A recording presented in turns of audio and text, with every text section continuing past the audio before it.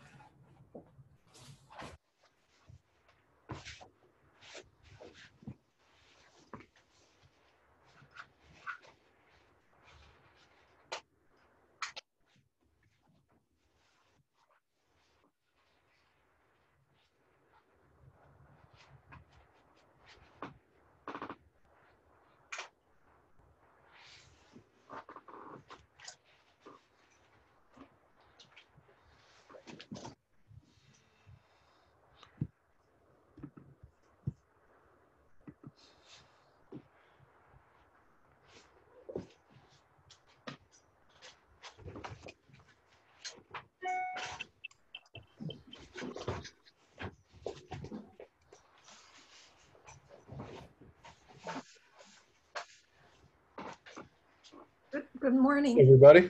Good morning. Mazel tov on Dina's graduation. It's amazing. Well, it was amazing we all went, but Yeah. It But what was she accomplished was amazing. That's what I'm saying. yeah, it was disappointing that, it was disappointing that it wasn't a real graduation, but on the other hand, we had everybody together. That was the most important. I mean, even my dad came down, so that was in itself a miracle. Yeah. My grandson graduated from the University of Missouri, summa cum laude with 2 degrees. He was hired by Boeing, Wow. but it was delayed till January. So I think he's going to go to Oklahoma City for his entry-level job at Boeing because he'll get wonderful experience. He wants to go on another degree, but It's amazing. yeah. That is phenomenal. Congratulations. I don't have a graduation either. So. That's really good. How's Sam doing, by the way? Sam is a basketball nut. Alan says all he does is play basketball. He's doing well at school. He goes with the flow. He's not a hard kid. He had a great bar mitzvah. Is he at a good? It's a pretty good school he's at? Pretty good high school or? Well, yeah, at Concord. It's in Concord, and but he's been doing everything at home. Even Alan is home. They don't let him back to work.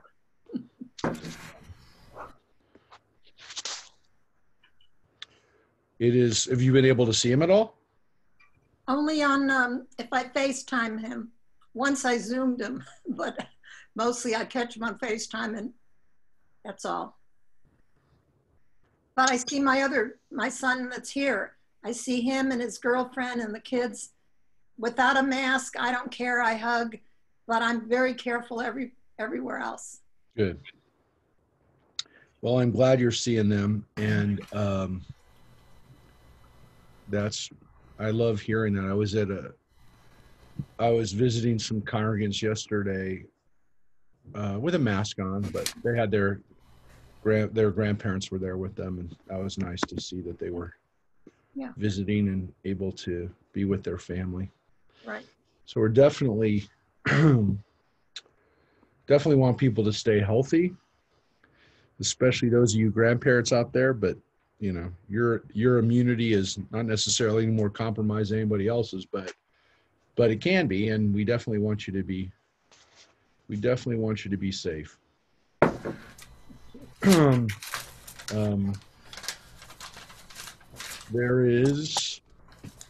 Give people a few minutes to jump on.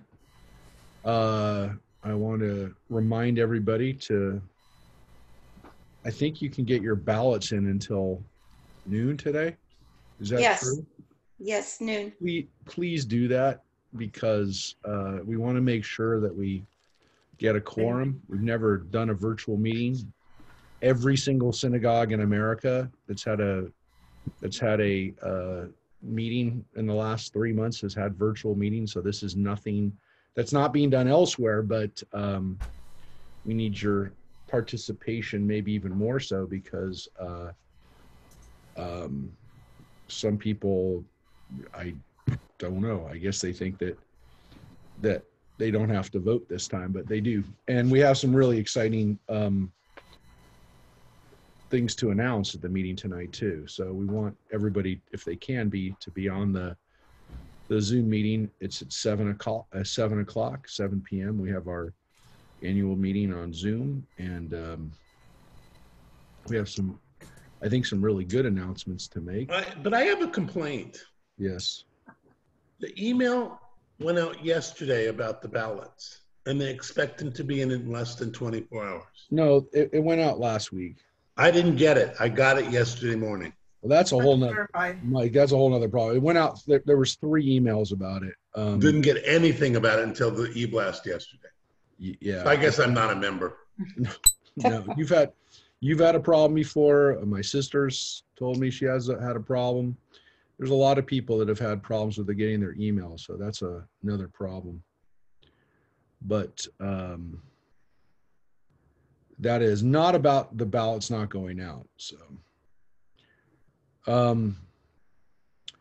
but we have talked about the problem that doesn't seem like emails are consistently going out to everybody.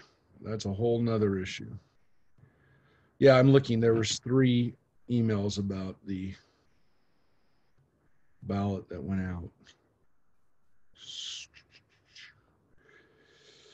So let's give everybody a couple more seconds to jump on. And is that meeting an open meeting? Yeah, I think so. I mean, I'm looking at it right now. The Evite, there's no password that you need for it. So technically speaking, anyone who gets our emails could come on.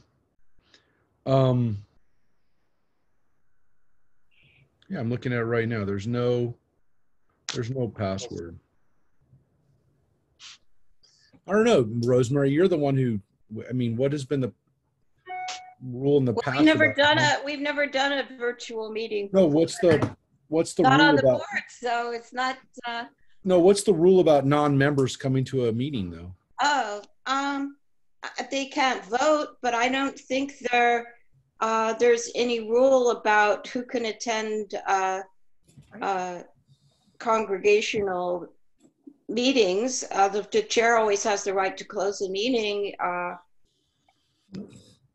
No, but I'm just asking. You're a bylaws expert, so I didn't know if there's nothing. I don't think there's anything in the bylaws that says that non-members cannot attend a congregational meeting.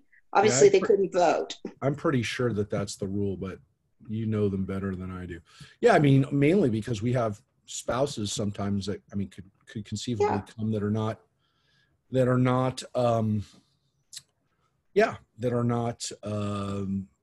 voting or not members technically, and they've, I guess, come in the past. I mean, conceivably.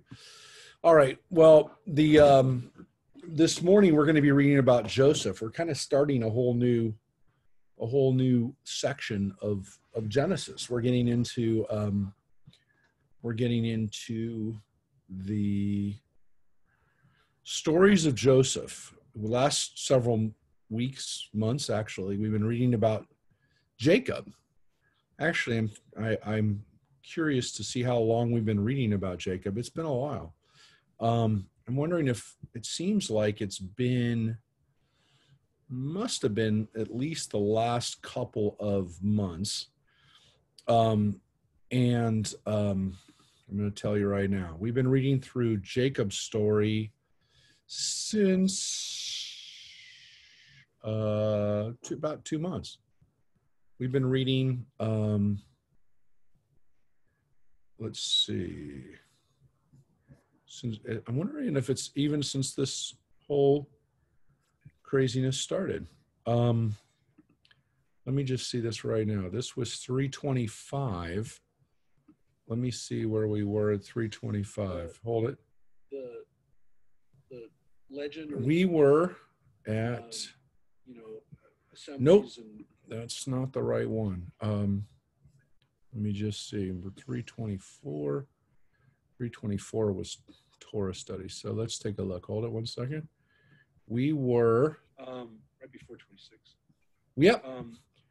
So we've been in Jacob's stories since we went into quarantine time. So we've been reading Jacob, just Jacob, for a while, and now we kind of get into the kids, and specifically we start reading about Joseph, the introduction to Joseph. So this is the last, just so people can kind of understand where we are, this is the last 14 chapters of the book of Genesis. The Midrash is going to be covering. Let me show it up to you. You got it up there now. This is where we're going to be starting today. So chapter 37 in Genesis is where we're starting. And since Genesis, about 50, a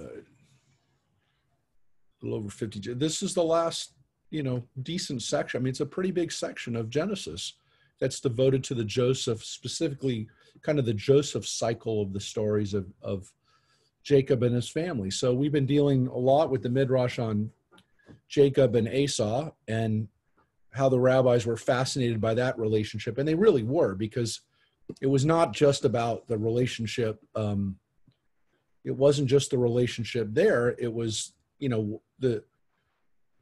a meta story about Jews and Gentiles, Jews and Romans, Jews and Jews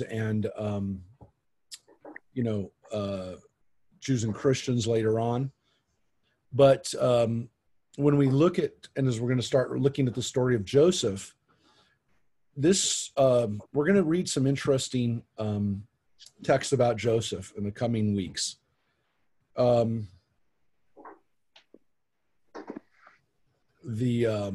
We're about to go live on Facebook. I'm just setting up the Facebook stream, getting everybody on Facebook. We're now on the Facebook. I've got to get off of that. So we're going to hold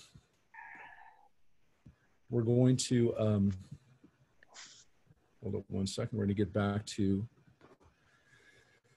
this text from Genesis, and we're going to share up now the Midrash. So does anybody want to say anything before we start and get into Joseph and his Technicolor dream coat? I have a question. Yes. But not about this. Okay. I might have missed something, but because I can't always get on with you, do you ever talk about the annexation vote coming up in Israel? No, not in these classes. Ever? It's interesting. It's interesting you said that, because I haven't.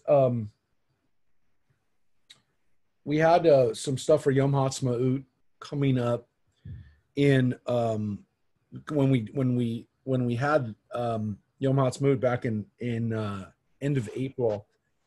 We also then on JLTV, we started a new program with the Consul General of Israel.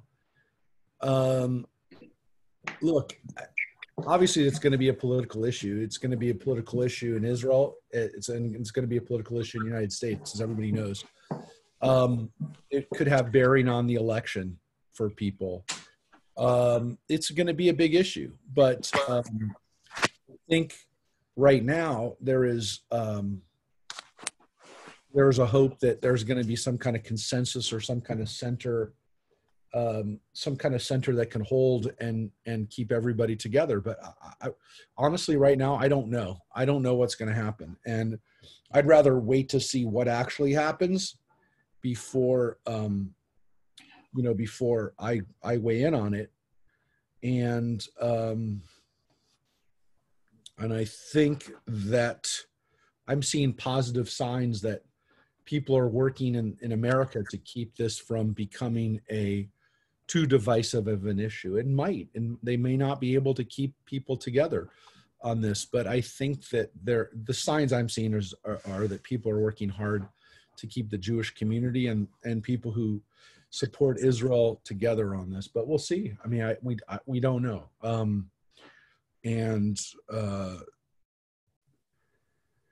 Yeah, I mean, I haven't said much about it because I don't know what's going to happen exactly.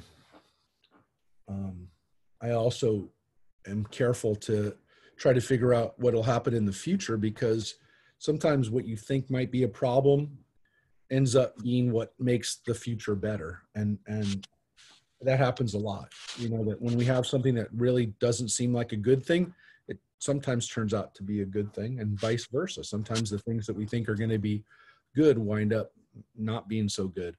So we'll see. I'm carefully always optimistic, but we'll see. I mean, I have hopes for what I'd like to see happen, and then I also know that you have to be realistic and you know, keep in mind that there are other issues that sometimes aren't about right or wrong. But I like to think that things will be about right and wrong, but they don't always turn out that way. So let's take a look. And I promise, though, I'm trying to do a little. I'm not trying. I've done it over the last month. I'm doing a little Torah, a little sharing of the Torah portion every week. So I'm going to continue to do that, and we'll see. You know, I'm trying to use the Torah more as a basis to get us through some difficult times, and rather than try to make things more divisive and more political or more upsetting or more I'm trying to use the Torah to keep people positive. So that's what I'm focused on more than anything right now. That being said, let's take a look at a little bit of not Torah necessarily, a little bit of Torah, but the Midrash on the Torah.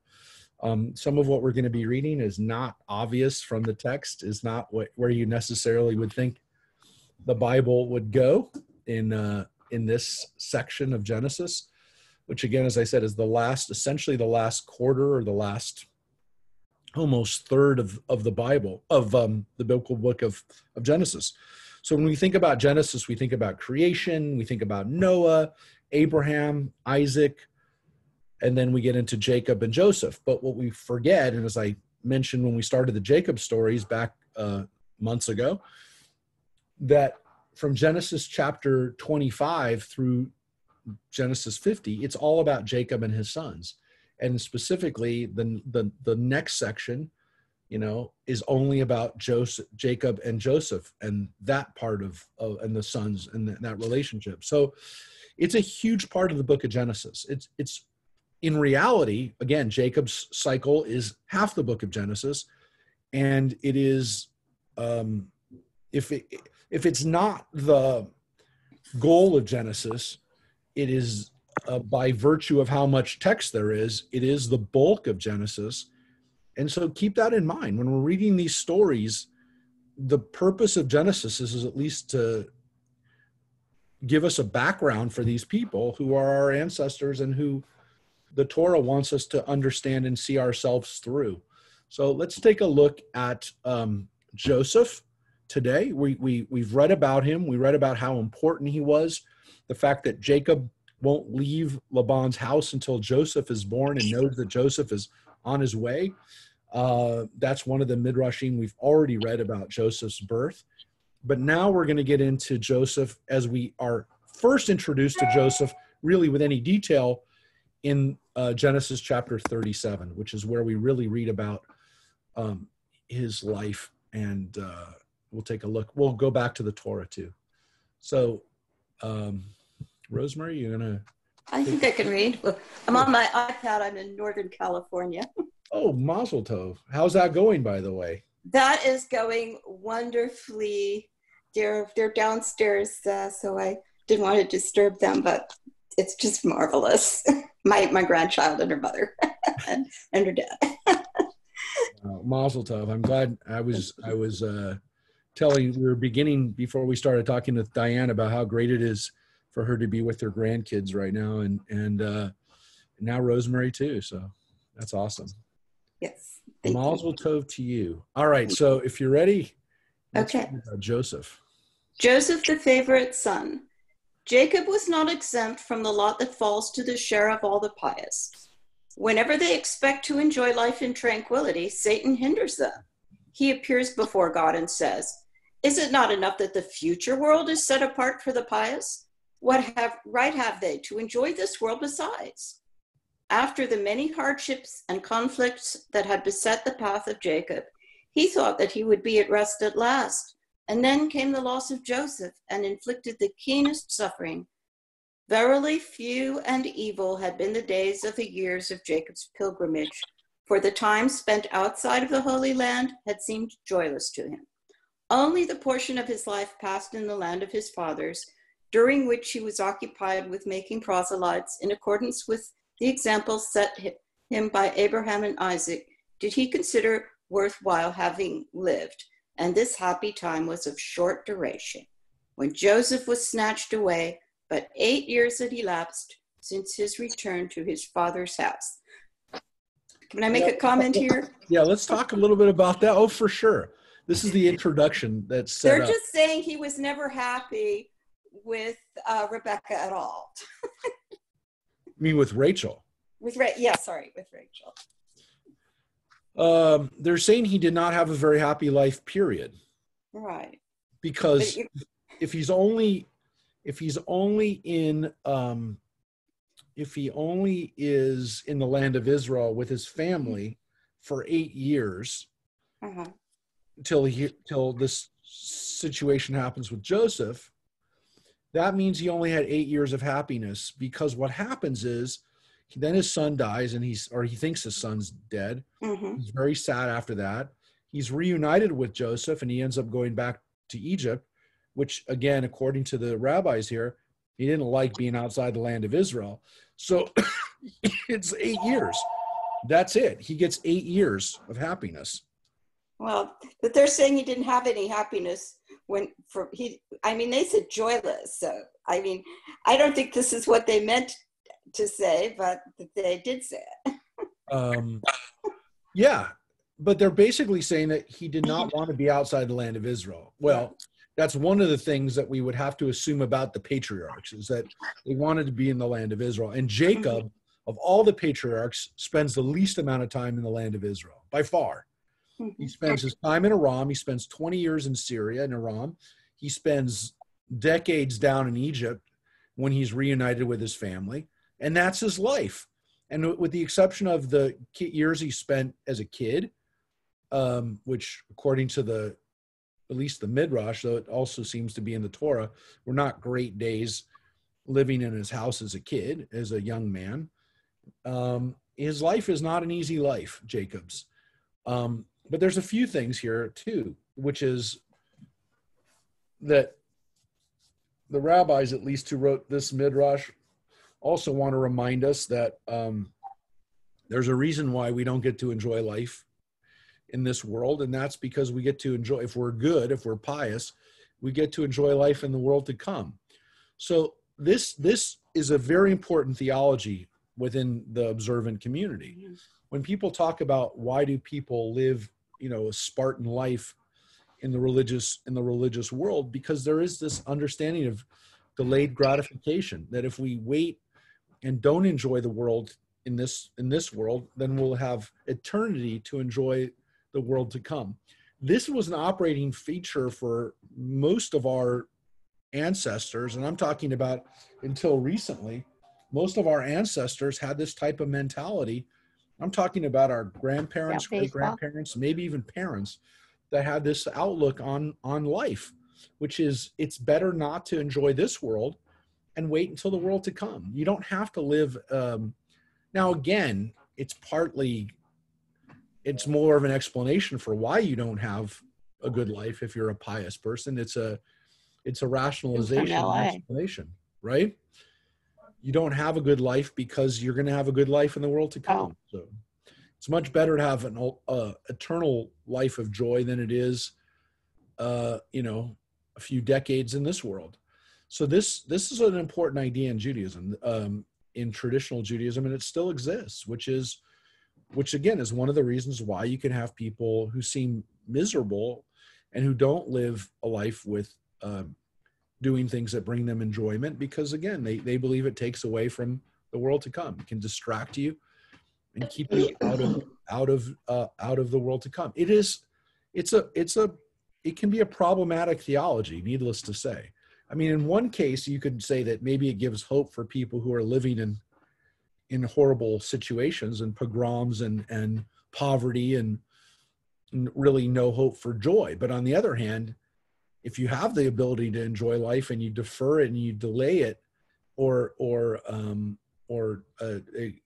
run away from enjoyment in this world, this could also be a problem. And Judaism also has answers to that, which is, God does to some extent hold us accountable for not making the most out of our lives. But whether that's financial, whether that's experiential, I mean, I guess you could say that's there's different teachings about that. But this is a traditional understanding that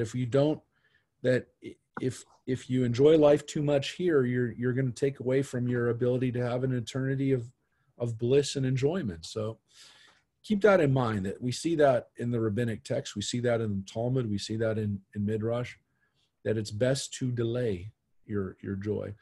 That's one interesting thing that I want to point out. The other interesting thing I want to point out is that according to tradition, what does Jacob do in the land of Israel? He makes converts. I mean, this should be completely surprising to you if you consider what Judaism has done for the last few thousand years in trying to discourage conversion. So this is a little bit of a lens into the mentality of Jews during the pre-Christian or early Christian period, when Jews were still allowed to convert and still allowed to actively seek converts. Oh my goodness. The example of Jacob and Isaac and Abraham is to get people to convert to Judaism. Where are you going? So this is the example that Jacob sets. So consider that for a second, that this is what Jacob would want to do if he had a chance. If he could, that's what he would do. Help bring people into Judaism. It's again, not exactly what you'd expect.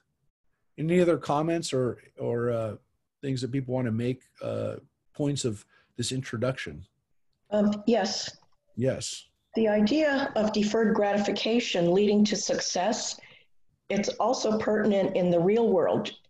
There are psychologists who do tests with children, and they can tell the child that will be able to succeed because they can wait for the reward. Yeah.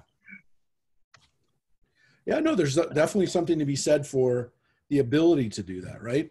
But the problem becomes, again, the fine line is when we say that we're not going to enjoy things in this world because we think that, if we do that, we take away from our ability to be happy in the world to come. So there is definitely a fine line that we have to be in. But yes, I mean, there is something to be said, as Marina is saying, for the ability to control ourselves and not just seek to and again, it's something we have to teach. You have to teach children, because children who don't learn that oftentimes destroy their own lives or destroy other lives in their attempt to just keep themselves happy. So very good point, Marina. So, but again, sometimes it's used to explain, to justify, or to rationalize living a not happy life, and to recognize that God has placed things in our lives that are meant to be enjoyed, and that there's a teaching that, when we do pass, that God asks us whether we enjoyed the beautiful things in this world that God had given us. Which, by the way, is difficult to know what those things are. What have we been given permission to enjoy? I mean, this is literally an issue, by the way, for some people who say that in the traditional world, look, we have these arguments within the Orthodox and traditional world about vegetarianism or veganism. And there's definitely voices in the Orthodox world that champion a vegetarian or vegan lifestyle. There's other people who said, well, wait a second, you're going against the teaching that we have in Judaism that God actually holds us accountable for not enjoying things that God gave us. And if God gave us animals to eat and we deprive ourselves of that, are we going to be held accountable for not enjoying things that God gave us? So this is an argument that I've gotten into with people in the traditional community about enjoying things in this world. So there is a teaching too that you're not meant to deprive yourself of enjoyments in this world. On the other hand, again, I don't think I've denied myself the enjoyment of food. Clearly, if you look at me, I'm, especially during the last 3 months, have not denied myself any food. But I think people do, there is a valid point with what you're supposed to deprive yourself of, whether it's, enjoyable foods or alcohols or, whatever it is that people would get into an argument that are permitted, whether you're then supposed to enjoy them or are you supposed to be careful with them or whatever, you know what I'm saying? So let's continue. And yet it was only for the sake of Joseph that Jacob had been willing to undergo all the troubles and the adversity connected with his sojourn in the house of Laban. Indeed, Jacob's blessing in having his quiver full of children was due to the merits of Joseph, and likewise the dividing of the Red Sea and of the Jordan for the Israelites was the reward for his son's piety. For among the sons of Jacob, Joseph was the one that resembled his father most closely in appearance, and also he was the one to whom Jacob transmitted the instruction and knowledge he had received from his teachers, Shem and Abraham. The whole course of the son's life is but a repetition of the father's. As the mother of Jacob remained childless for a long time after her marriage, so also the mother of Joseph. As Rebekah had undergone severe suffering in giving birth to Jacob, so Rachel in giving birth to Joseph. As Jacob's mother bore 2 sons, so also Joseph's mother. Like Jacob, Joseph was born circumcised. As the father was a shepherd, so the son. As the father served for the sake of a woman, so the son served under a woman. Like the father, the son appropriated his older brother's birthright. The father was hated by his brother, and the son was hated by his brethren. The father was the favorite son as compared with his brother, so was the son as compared with his brethren. Both the father and the son lived in the land of the stranger. The father became a servant to a master, also the son. The master whom the father served was blessed by God. So was the master whom the son served. The father and the son were both accompanied by angels, and both married their wives outside of the Holy Land. The father and the son were both blessed with wealth. Great things were announced to the father in a dream, so also to the son. As the father went to Egypt and put an end to famine, so the son. As the father exacted the promise from his sons to bury him in the Holy Land, so also the son. The father died in Egypt, there died also the son. The body of the father was embalmed, also the body of the son. As the father's remains were carried to the Holy Land for interment, so the remains of the son. Jacob the father provided for the sustenance of his son Joseph during a period of 17 years, so Joseph the son provided for his father Jacob during a period of 17 years. So this Midrash is a comparison between Jacob and Joseph. Why are they similar? Again, all this litany of similarities between the two. Some of them are obvious. Some of them seemed a little bit of a stretch. Some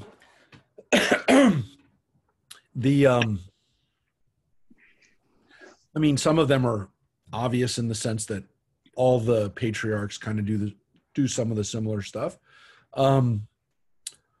And a couple of them are obvious because they lived and died in Egypt for the last part of their lives. And so Joseph is going to be buried in the land of Israel. He's embalmed. He's mummified.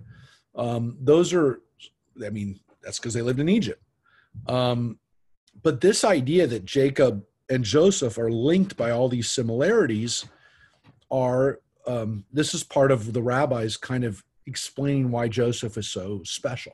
Why is he the son that there's so much focus on? And that's because he's the one who replays the father Jacob. And since Jacob is the ancestor of all Jews, then Joseph kind of in a way is another version of that. And so this is not, I wouldn't say an obsession, but this is definitely one of the things the rabbis want to do with Joseph, is they want to make him play out Jacob as our hero.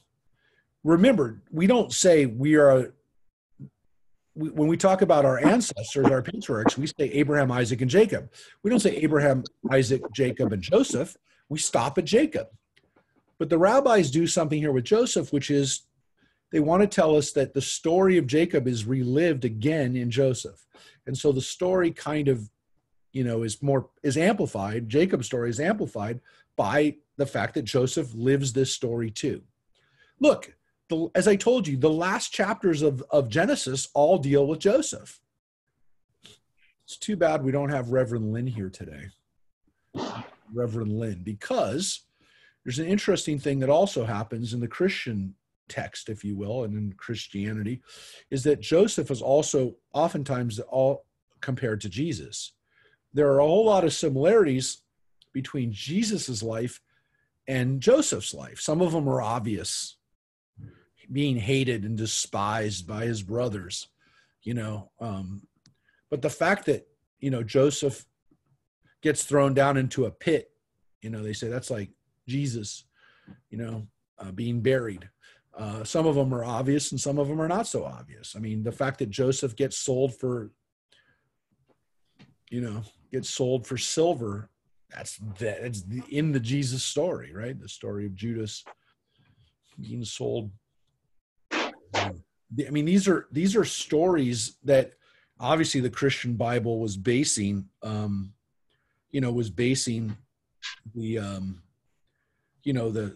some extent, the story is, was intentionally a revisiting of the Joseph story in the Christian story. But Joseph is such a big part of the last part of Genesis. You can understand why people were making connections, because there's so much here that, people, it's fodder for this material. So Joseph is definitely part of our consciousness because there's so much about him. And there is a lot about Jacob too. So these are the list of all the, if you will, the similarities between Jacob and Joseph. So let's take a look at Joseph, and let's just look real briefly at the Torah, the way the Torah introduces us to our friend Joseph. So chapter 37 begins with Vayeshev begins. So the last thing we just again to remember is we read about Esau's descendants. We read about these kings that come out of Esau in chapter 36. Whole chapter 36. Chapter 37, we get back to the narrative. Jacob was settled in the land where his father had sojourned, the land of Canaan. This is the line of Jacob. At 17 years of age, Joseph tended the flocks with his brothers as a helper to the sons of his father's wives, Bilhah and Zilpah. And Joseph brought bad reports of them to their father. And now it says, now Israel loved Joseph best of all his sons, for he was the child of his old age, and he had made him an ornamented tunic. Now I will point out that Jacob is called by two different names here. And it has been pointed out that this is oftentimes a way to say, hey, which author is writing these stories? In Genesis, we've talked about the documentary hypothesis before. It's really obvious in the story of Noah. It's also really obvious in this chapter 37. There are weird inconsistencies and weird jumps in this story, which are actually much better explained by the fact that there are two authors at play here rather than some of the traditional answers that the Midrash gives us. But we will look at those traditional answers that the Midrash gives us. But the two stories that exist in chapter 37 side by side are very interesting. They give us a slightly different version of the story, and they also give us a slightly different version of which brothers are the heroes of these stories. So I will tell you that the important thing is of obviously the way we have the story, which is that Joseph is for where we're at in the Midrash so far. He's 17 years old when this story unfolds, the story of him with his brothers. I want to point out, the Torah knows how old a 17-year-old is. We know what 17-year-olds might have been doing by this time. They might have been starting their own careers or starting off with their own kind of their own flocks, if you will. They might have been in the process or very soon getting married at about 18 to 20, based at least on during the rabbinic period.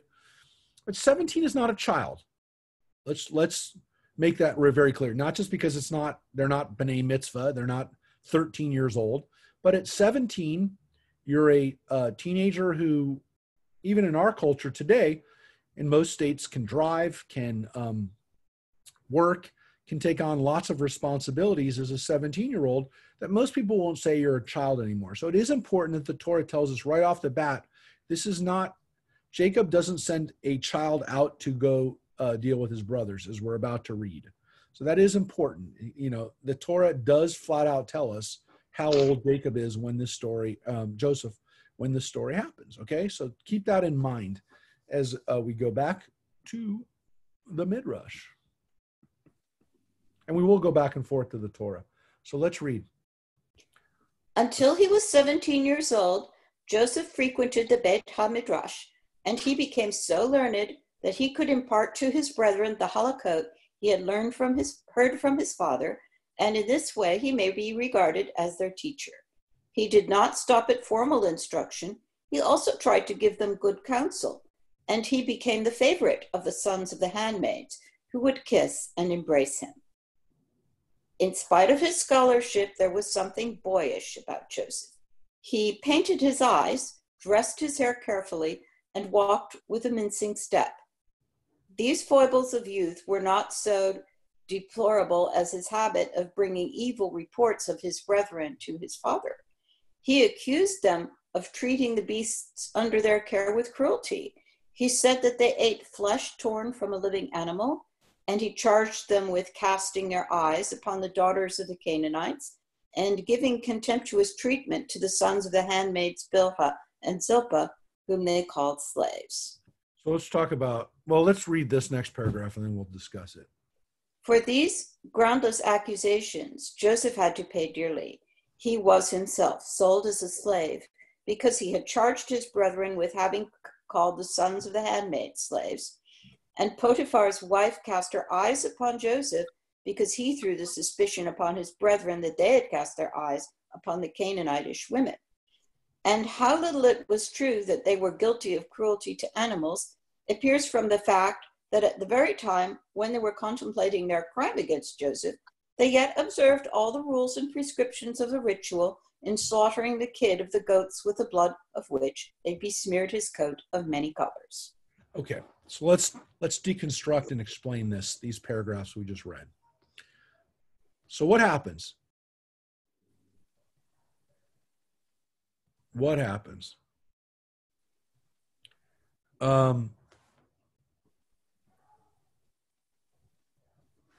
What happens here? It sounds like there's something gender non-conforming about Joseph. So that's one thing. Let's talk about that for a quick sec. this is not the only place in the Midrash that we see this. That Joseph puts on makeup, is a little too careful with his, maybe a little too attentive to his clothing and his style, if you will. And he even walks with a mincing step. So yes, the rabbis have a vision of Joseph that he is effeminate and that he is, again, as Rosemary would say in today's more sympathetic and accepting and I want to use the word politically correct language, but that there's something not gender conforming about Joseph and how he lives. So I do want to say there is a sense in this that what happens to Joseph consequently, to some extent, is a little, if it's not earned, it's definitely an issue of, I wouldn't say necessarily maybe blaming the victim, but it is, he starts to get punished according to his deficiencies, if you will. And so the text that we just read is literally blaming Joseph for what happens to him, and that his punishments literally become a measure for measure. And so they explain that all the things that happened to him were actually based on things that he had kind of set up on his own by not being nice to his brothers. There does seem to be a difference of opinion on what happened with the children of the handmaids, people like Dan and Naphtali, whether those sons were maybe not treated well, but Joseph did treat them better than the other brothers treated them. That maybe that was part of, it seems to be what the rabbis imagine happens in this family dynamic, that Joseph is allied more with those guys rather than the sons of Leah. All of these things are again hinted at, possibilities, maybe imagined, but it all gets to this bottom line issue, which is that Joseph is going to be blamed for some of what happens to him. And in the rabbi's mind, Joseph is one of the perpetrators of what happens in this story, in that according to the rabbinic reading, we're going to see Jacob is responsible for this, Joseph is responsible for it, and then obviously the sons are responsible for it. But they don't let anybody off the hook from this, which is interesting because as maybe archaic and as kind of, I don't want to say traditional, but as conforming to traditional values, if you will. I don't even like saying that, but as much as the rabbis do that, they also do something that I think is very interesting from a kind of a psychological perspective, which is they really look at all of the players and try to talk about how everybody is responsible for this situation, that it's not just, it literally is like a therapy session where if we sat down and we said, well, it's obvious that the brothers do a horrific thing here, but we also have to look at, well, did the father enable this situation? Did the father set this up? The rabbis would say yes. Did Joseph participate in his own kinds of marginalization by his own behavior, by the things that he did? And the rabbis would say yes. He also is responsible for the dysfunction in the house. So there's a very modern kind of sensibility here too, of kind of an enlightened, if you will, even I won't say modern, but an enlightened sensibility here that let's not just look at the obvious perpetrators and say, how did everything play out here? What were all of the what was the full dynamic here? And that's something that the rabbis do with this story. They don't just put the blame on the sons and say, oh, they're horrible people. How could they do this? Because the Torah hints at it, but it doesn't open it up. The Torah kind of hints at the fact that Joseph might have been exaggerating, or also, again, was he right in tattling on his brothers? Is he the first snitch? And this is an interesting issue that the rabbis definitely pick up on. The Torah might be alluding to it, but the rabbis really do pick up on it.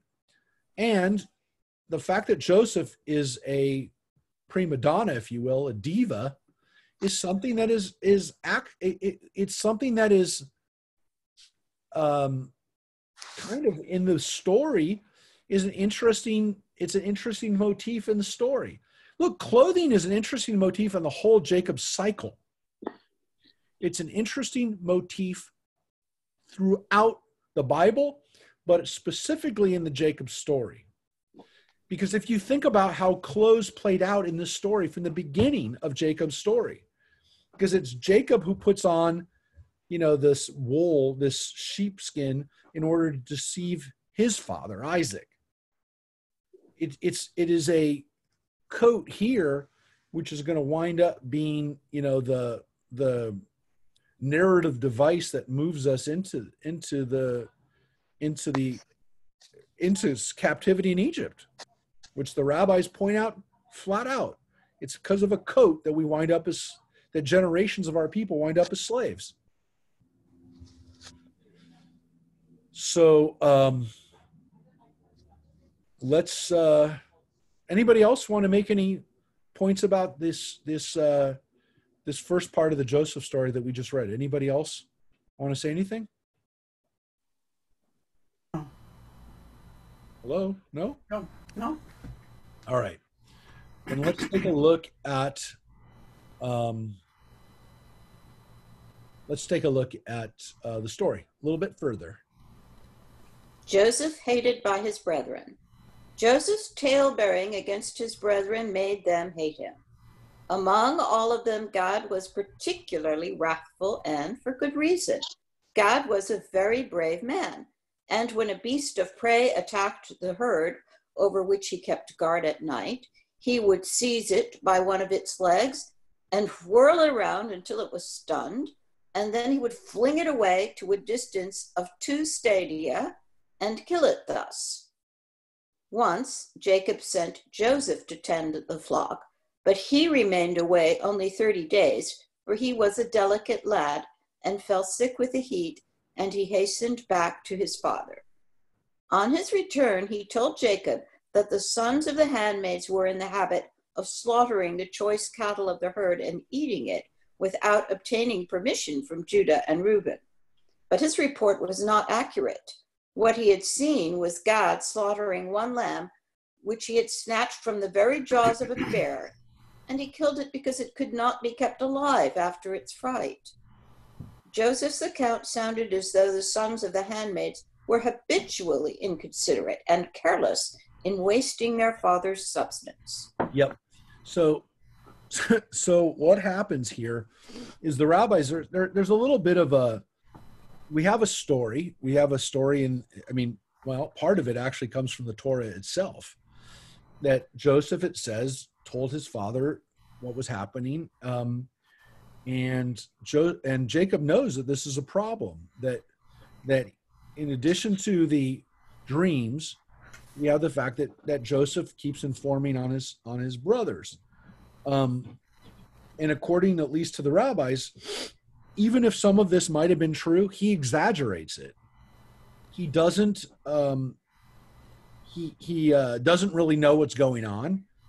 According to, again, at least one tradition, it's because he's not the kind of guy who would go out with the flocks. He was too busy, again, being delicate. And so the explanation here is that it's partly, just what, Joseph just isn't that kind of guy.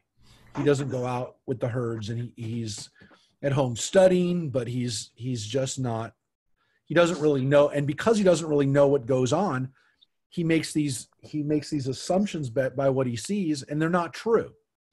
So it's basically saying that Joseph made a mistake, and to some extent he also doesn't know any better. So that's, I don't know if that allows him to kind of it's an explanation or rationalization for why he does what he does, but it does basically say that Joseph got into trouble because his brothers really didn't like the fact that he's informing on them and making their lives difficult, and again, to some extent, lying about what they're doing. At least in one tradition, he's flat out lying about what the brothers are doing.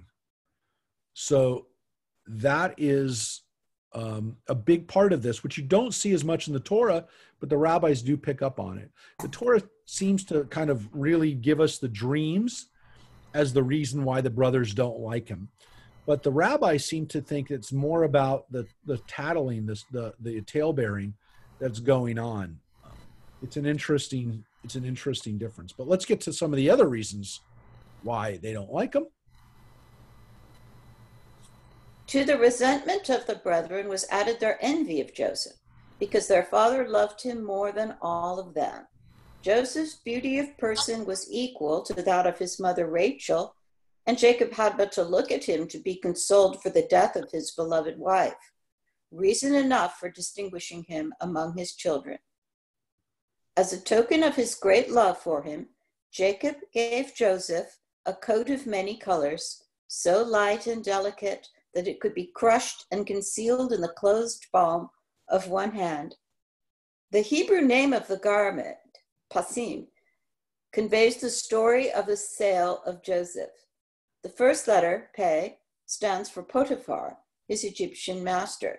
Samek stands for Soharim, the merchant that brought Joseph from the company of Ishmaelites to whom his brethren had sold him. Yod stands for these same Ishmaelites, and Mem for the Midianites that obtained him from the merchantmen and then disposed of him to Potiphar. But Pasim has yet another meaning, clefts. His brethren knew that the Red Sea would be cleft in twain in days to come for Joseph's sake, and they were jealous of the glory to be conferred upon him.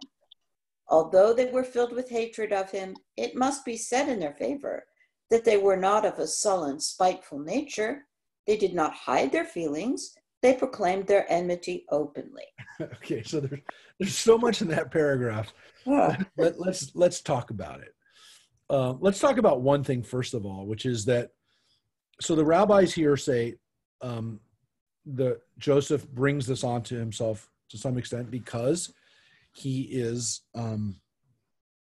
he's talebearing, but he also there also is this problem of envy, and that as we read that Joseph flat out is loved more than the other brothers. Let's just repeat what Rosemary just read. Let's consider it.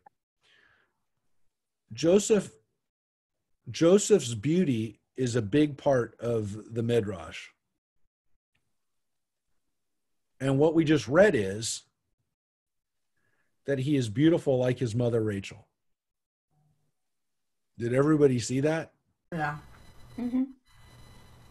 So it's not just that he's effeminate to some extent, it's that he's beautiful in a way that, again, I don't want to belabor the point because we already said it, but let's say it again, that there is a non-conforming gender type of approach to Joseph in his beauty that the rabbis seem to have taken on and adopted, and it's not uniform, but it's pretty consistent.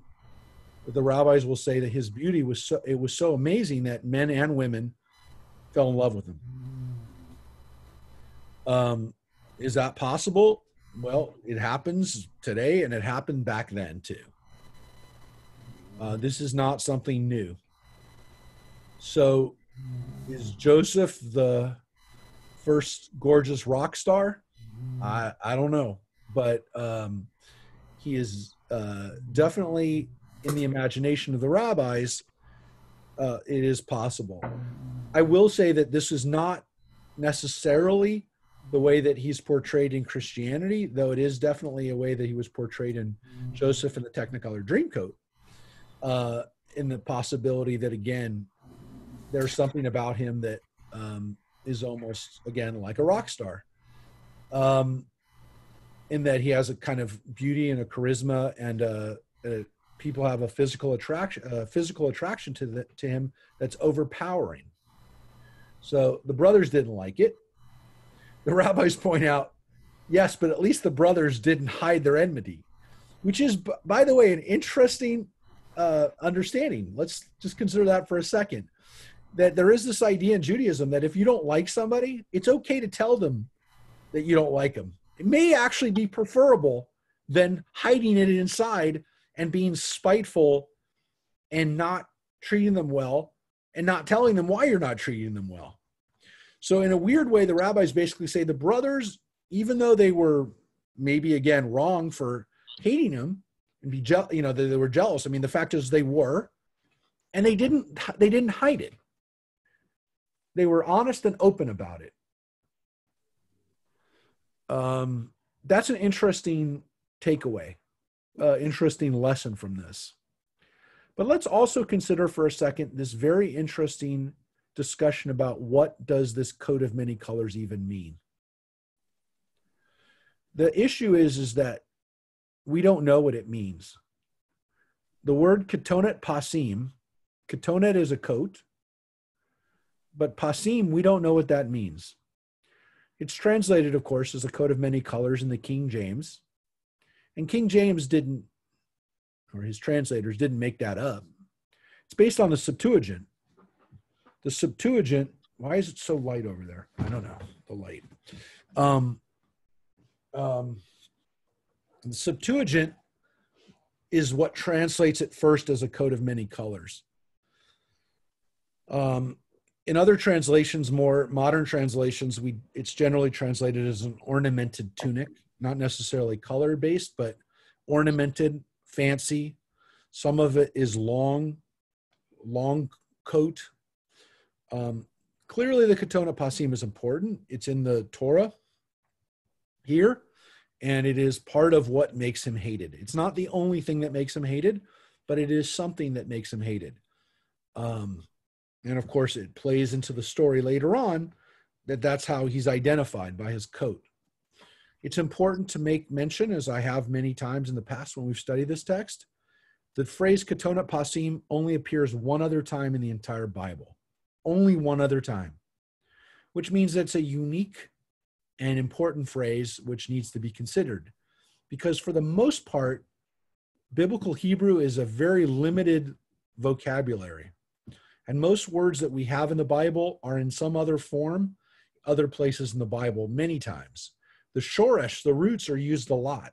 Not so with this one, which is one of the reasons why we don't really know how we should translate ketonet pasim. We don't know. So nowadays, some translations will just put a little asterisk by it and say, sometimes coat of many colors, sometimes ornamented tunic, because we don't know. We really don't know. The rabbis here understand that and recognize that. And so around the time, and probably maybe after the Septuagint was written, they take a whole nother understanding, which is don't even read the word pasim. Look at the pei, the samech, the yud, and the mem, and say that stands for, that's an acronym. Those stand for different words that have something to do with the coat itself and with Joseph and his story. So that's another interesting interpretation, which seems to belie the fact that the word itself is an unusual and unique and pretty critical word, because they do an acronym off of it. So that's another thing that we read here. It's also, of course, consistent with Joseph's beauty. The fact that he gets a coat, a beautiful coat, goes along with his physical beauty. You get something like this that kind of goes with your own inherent physical beauty.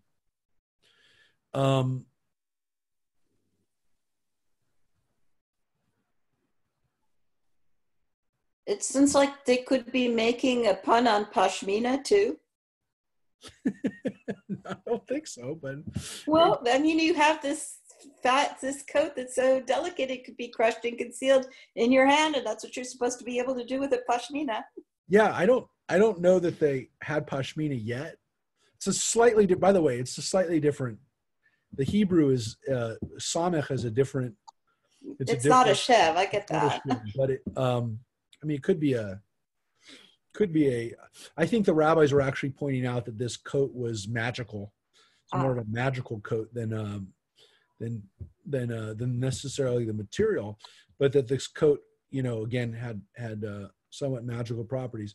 The rabbis are not as concerned with the colors of the coat as other readings, especially Christian readings, are about the colors of the coat. It's also possible, by the way, that the coat had pictures on it, which is kind of an interesting midrash. It's more of the one that's kind of in the coat of many colors, right? That he has pictures on the coat. The coat maybe tells the story of his life ahead of time, has images that kind of come to life. That's another possibility.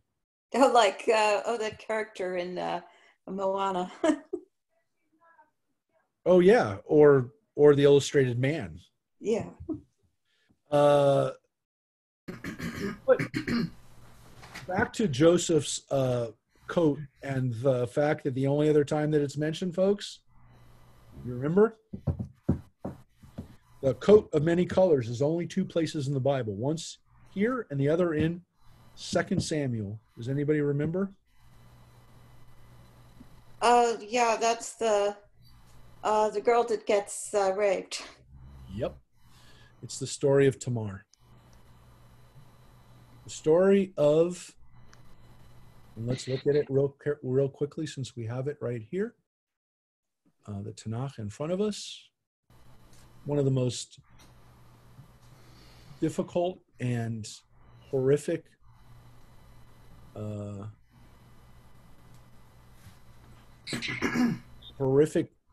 texts in the entire Bible.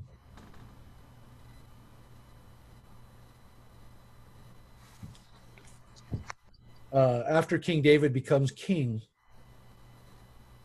let's say it's the throne does not rest easy on his head. Let's put it that way. We'll put it mildly. Sometime afterward, and again afterward, stuff that happens with David when he's king, literally, the crown was taken from the head of their king. This was the king of the Ammonites, and put on David's head after he defeats the Ammonites. So when we say uneasy that literally is the crown.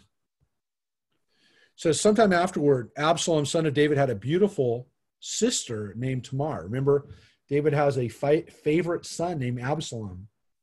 It's not his oldest son, it's his favorite son. Also beautiful hair, long, beautiful hair, right? And David had a beautiful son. And then Amnon, the older son of David, became infatuated with her. Amnon was so distraught because of his half-sister that he became sick. For she was a virgin, and it seemed impossible to Amnon to do anything to her. Amnon had a friend named Yonadav, the son of David's brother Shema, which means it was his cousin. Yonadav was a very clever man. He asked him, "Why are you so dejected, O prince? Morning after morning, tell me." Amnon said, "I'm in love with Tamar, the sister of my brother Absalom." Guess what? It's your sister too, you weirdo. Yonadav said to him, "Lie down in your bed and pretend you are sick. When your father comes to see you, say to him, 'Let my sister Tamar come and give me something to eat. Let her prepare the food in front of me so that I may look on her, and let her serve it to me.'" Amnon lay down and pretended to be sick. See here the theme of food also in the text.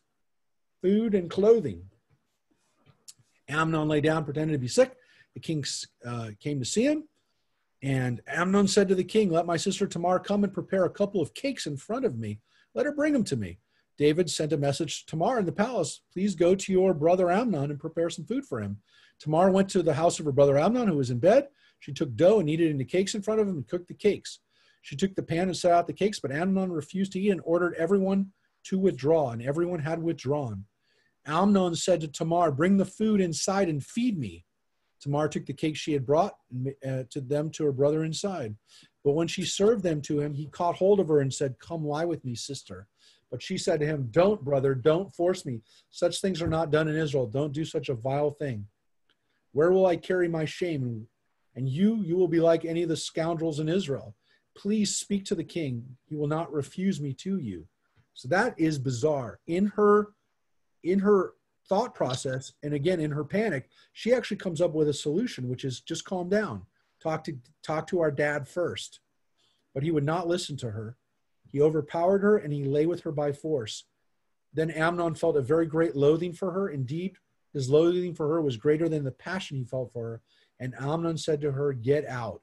She pleaded with him, "Please don't commit this wrong. To send me away would even be worse than the first wrong you committed against me." But he would not listen to her. He summoned his young attendant and said, "Get that woman out of my presence and bar the door behind her." She was wearing a ketonet pasim, for maiden princesses were customarily dressed in such garments. His attendant took her outside and barred the door after her. Tamar put dust on her head and rent the ornamented tunic, ketonet pasim, she was wearing. She put her hands on her head and walked away screaming loudly as she went. Her brother Absalom said to her, was it your brother Amnon who did this to you? For the present, sister, keep quiet about it, for he is your brother. Don't brood over the matter. And Tamar remained in her brother Absalom's house, forlorn. Now, that's the story, and it's the only other time the Ketonet Pasim is mentioned. How can this be a coincidence? So many people say that the story of Joseph and his coat is a foreshadowing of this story.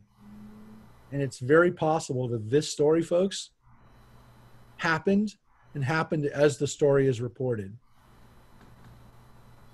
I'm not going to tell you the whole story, but I'm not going to read the whole story, but I will tell you that Absalom gets his vengeance on his brother.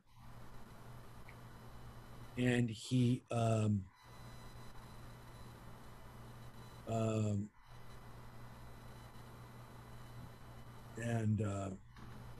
they killed him. And as you can see in the story, when Absalom kills Amnon, there's a rumor that all the other princes had been killed. And Absalom, when rumor reached David that Absalom had killed all the princes and none had survived, at this David rent his garment and lay down on the ground, and all his courtiers stood by with their clothes rent. And then Yonadav, the son of David's brother, Shema said, "My lord must not think that all the young princes have been killed. Only Amnon is dead. For this has been decided by Absalom ever since his sister Tamar was violated." It's a horrible story. It's a horrible story. It's a horrible, and the writers of the story convey this story. There's very little reason to believe that this story was invented. Why would King David allow a story like this to be invented, and his descendants? Why would anybody keep the story unless it happened? I mean, my view is that this story 100% happens. And it was such a powerful and upsetting story that the people who lived during this time went back and connected it and maybe intentionally had the story of Joseph have a story where Joseph has a coat of many colors, just like his relative, his descendant, many, many years in the future, Tamar does. So it's a really, really difficult story. It's not a story that obviously a lot of people know because they don't teach it. We don't look at it. It's a story of dysfunction and murder and rape and incest. It's just a horrible story. It's got everything you don't want to hear about your ancestors in it, but we kept the story.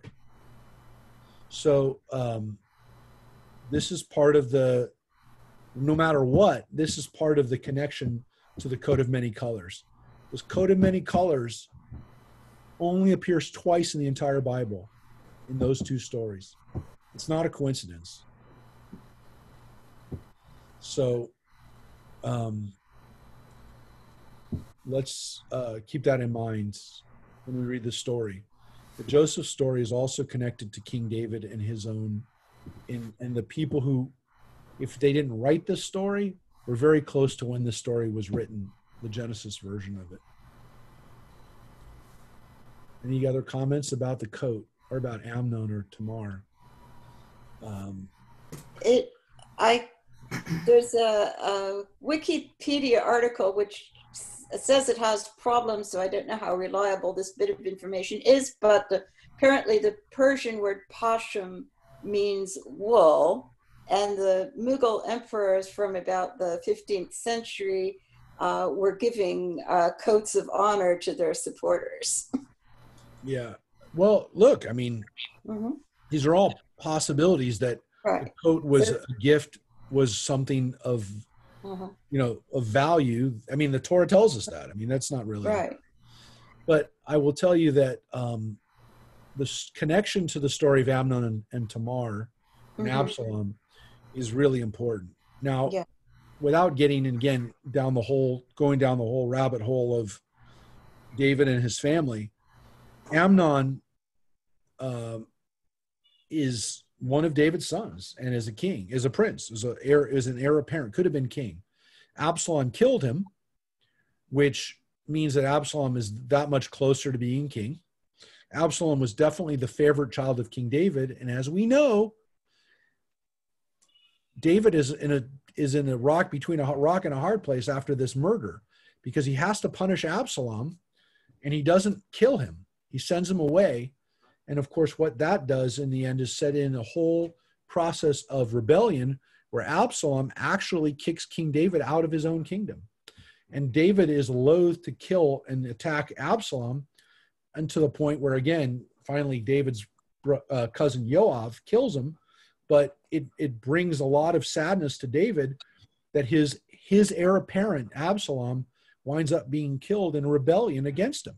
David has no choice but to go after Absalom, but he almost is at a point where he wants to give up his kingdom and let Absalom take over. That's how bad this got. So this is a very interesting scene in the Bible. It is a very interesting scene to the history of the Jewish people, because there's a very weird question.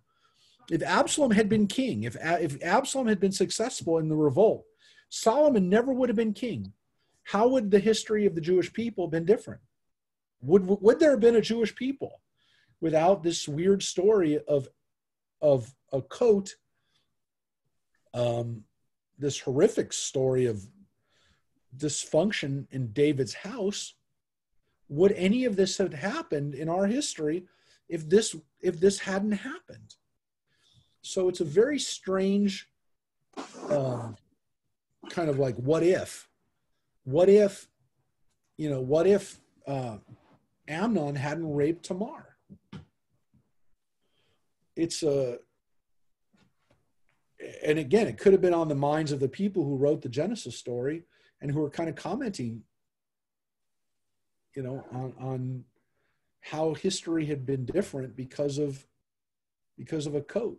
And in this case, Tamar's coat. All right, which again is interesting because it's a woman who has the coat, and it said specifically that women had coats like that. It was common for the princesses to have coats that were ketonet pasim. That's actually what the Bible said, is this was something that women wore. I do want to point that out. I mean, that is the limited information we have of a ketonet pasim, that this is normally women were wearing these. That's another thing that just on the face of it, you can take away from the story, is that Joseph is wearing a coat that, at least by the time of King David, hundreds of years later, that's what women are wearing. That's what not just women, but princesses are wearing. All right, now we get into the dream, and this is where we'll be for the remainder of our time together. The dream. Once Joseph dreamed a dream, and he could not refrain from telling it to his brethren. He spoke and said, "Hear, I pray you, this dream which I have dreamed. Behold, you gathered fruit, and so did I. Your fruit rotted, but mine remained sound. Your seed will set up dumb images of idols, but they will vanish at the appearance of my descendant, the Messiah of Joseph. You will keep the truth as to my fate from the knowledge of my father, but I will stand fast as a reward for the self-denial of my mother, and you will prostrate yourselves 5 times before me. The brethren refused at first to listen to the dream, but when Joseph urged them again and again, they gave heed to him, and they said, shall you indeed reign over us, or shall you indeed have dominion over us? God put an interpretation into their mouths that was to be verified in the posterity of Joseph. Jeroboam and Jehu, 2 kings, and Joshua and Gideon, 2 judges, have been among his descendants, corresponding to the double and emphatic expressions used by his brethren in interpreting the dream. Yeah. So let's talk about that for a second, because this isn't exactly the way the dream goes in the Bible. No. We should say the dreams. So in this dream, or in this rabbinic version of the dreams, these are, the dream is actually meant to explain Jewish history, and not Joseph and his brother's history, but later Jewish history that'll play out hundreds and hundreds of years later, which of course, by the time the rabbis are living, is also to some extent ancient history. But they like the fact that dreams are not meant to necessarily be interpreted for the near term even, but they could be hundreds and hundreds of years later, or maybe even thousands of years later. So let's talk about one thing in particular, this concept of the Messiah, the son of Joseph, descendant of Joseph. This is a weird idea, which doesn't seem to necessarily be on the face of it something that is easy to explain. Yeah, I thought he came from Benjamin. No, Judah. Judah. Right? So King Okay. David and the Messiahs come from Judah. Oh, from But Judah. there is another tradition that developed over time, and I'm talking about over hundreds and hundreds of years, because originally there is no concept of Messiah, as you'd have it, kind of like the way the rabbis here are talking about it, or the way the Christians are talking about it, as literally a king who is going to reign in the future. But there is a teaching that there's a Messiah of David, and then there's a Messiah of Joseph, a descendant of Joseph. Now, part of that's based on the fact that King Jeroboam is from Joseph. He's a descendant of Joseph. And so we have kings that do end up reigning who are descendants of Joseph, that are from the tribes of Ephraim and Manasseh. But here's the weird thing. The rabbis are saying it's not even those guys, because those guys, yes, they did in fact become kings. They also were problematic kings in that they took power away from Judah and are not well respected in the Bible itself. The Bible, at least the version, again, the biblical text that we have, is critical of Jeroboam. He is made king. He is told he's going to be king. Jehu also is another guy who's told by a prophet, Elijah, that he's going to be king. But weird thing here is that the rabbis interpret this not to be necessarily about those guys, but about a later descendant who's going to live during their era, or maybe in the future, who's going to be another king who comes from the tribes of Joseph. And what that does, by their time, we already don't know who the tribes of Joseph are anymore. Ephraim and Manasseh are parts of the lost tribes. But there's this idea that there is a Jewish king out there somewhere that we don't even know where these tribes are anymore, but that Messiah also has a role to play in the future redemption of the Jewish people.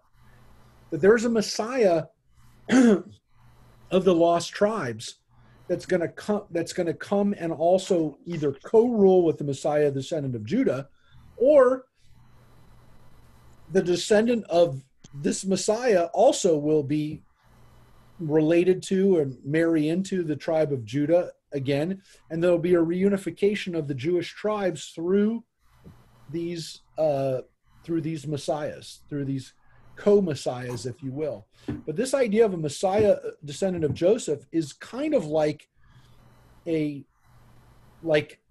we can get this done, then it truly is the Messianic era. That there is a Messiah out there that we don't even know. We don't even know where they live. We don't even know where this guy is right now. We don't even know where he'd be coming from.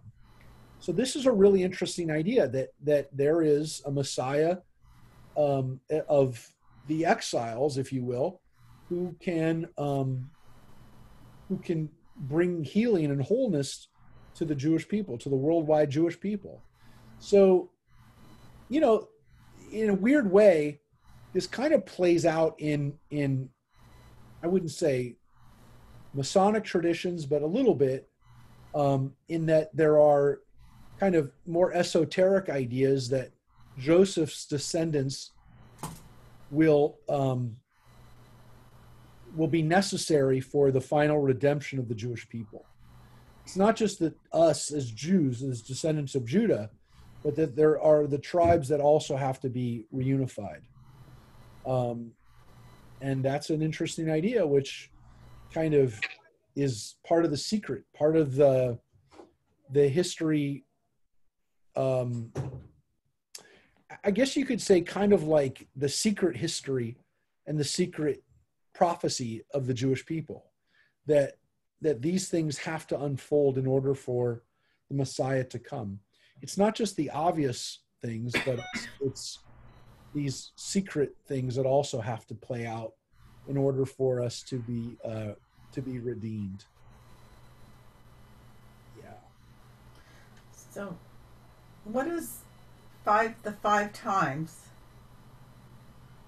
And you will prostrate yourself 5 times before me. So that actually has to do with when Joseph has his brothers come and bow down before him. So that's actually in the Torah. So that's in the book of Genesis. So Joseph's dreams do come true.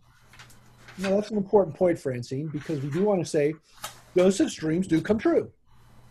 They don't come true in the way that maybe he expected them to, but they most definitely come true in the sense that Joseph's brothers do bow down to him. So Joseph is right. Joseph's dreams do come true. In order for them to come true, he has to live through hell. He has to be a slave. He has to be a prisoner. He has to go through literally years and years of hell in order for it to happen. But it does happen. His dreams do come true. But the rabbis like to say that it's not those dreams that Joseph is really talking about. It's the dreams for the future of the Jewish people hundreds and hundreds of years later, thousands of years later, that to some extent are still unfolding, that these dreams will happen. And again, this does exist in kinds of more apocryphal or kind of mystic or mysterious Jewish ideas and Kabbalistic ideas even today, that there are teachings about the Messiah ben Yosef, the Messiah who's the descendant of Joseph. So we have the Moshiach ben David, we have the Messiah, the son of David or the son of Judah. We also have the Messiah, the son of Joseph, the descendant of Joseph. And again, it exists in the Dead Sea Scrolls texts. It exists in Kabbalistic texts. It exists in traditional Talmud. I mean, it exists in Jewish texts throughout history. But how it plays out is always, again, this kind of like, but it's a mystery. And by the way, don't think that also might be part of why in the Christian story, Joseph is the name of the father of Jesus. The obvious is that, Messiah, he has to be the Messiah, a descendant of King David, which they do have in the lineage. But there is a very real possibility that at the very end, his father, who's his earthly father, is not his, but that maybe by saying his father was Joseph, that for those who are familiar with the Joseph, Messiah, son of Joseph, that they also tick off that box by saying Jesus is the descendant of Joseph, a guy named Joseph. But don't think that that's also not at play in the Joseph, in Jesus's father being named Joseph. So keep that in mind too. Again, so that would be the two coming together then? Is that Exactly. So this idea of who is the Messiah of Joseph is also based on this idea again of why Joseph is so important. Of the sons, Joseph is clearly the favorite. So it would make sense that the Messiah there is a Messiah that's a descendant of his, not just Judah. That Joseph's descendants were also somehow have to be part of our story. And remember, Ephraim, we know that in the Bible, Ephraim is the next most powerful tribe after Judah. There's Judah and Ephraim, and then it's kind of like everybody else, all the other tribes, even Benjamin. I mean, these tribes are much smaller numerically than Ephraim. So you have Ephraim and Judah, and they're really rivals almost for power because of they're large and they're just a lot of people. So the idea that Ephraim, that those people can't really be gone because there were so many of them in the Bible. In the biblical period, they're a very powerful tribe. I like to point out that it's kind of like, it was kind of like in the colonial period that the better analogy is that Ephraim is like Virginia and Judah is like New York, and that they're both really important states. They have a lot of people and they have a lot of power. And again, the other colonies are kind of afraid of how much power these two areas have. But, they come up with a compromise to give all the colonies a little bit of power. And that's why we have an electoral college 240 years later. No, it is an interesting factor that America did play out a lot of these stories, which, by the way, I don't want to really get off topic, but this is also part of Mormon theology as well. So descendants of Joseph also become part of their teachings about Messiah. And again, whether that came from esoteric Jewish sources, maybe, whether it came from pseudepigrapha and apocrypha, did it come from Freemasonry? Very possibly too.